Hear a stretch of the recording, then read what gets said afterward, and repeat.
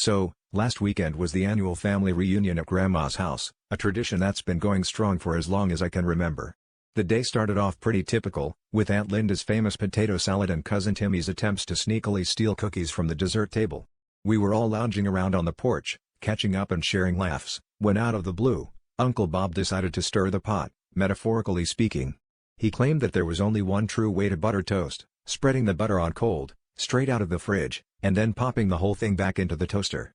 A heated debate ensued, with everyone chiming in on their personal buttering preferences. As the discussion grew more animated, Uncle Bob was adamant about his method, much to the dismay of nearly everyone else.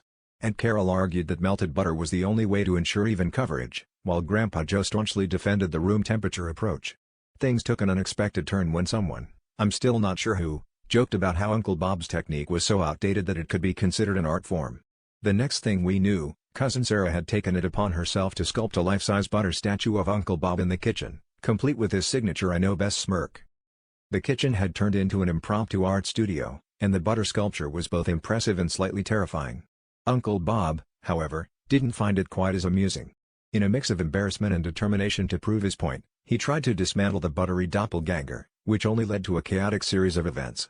The slippery, life-size butter Uncle Bob somehow ended up sliding across the floor, and without missing a beat, real Uncle Bob was half laughing, half panicking as he attempted to corral his slick replica.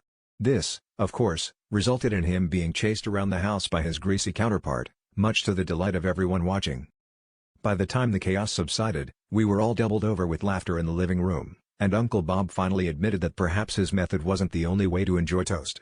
As the butter sculpture slowly melted in the afternoon sun, Grandma shook her head with a chuckle and said, "Well, Bob, looks like you really spread yourself too thin this time."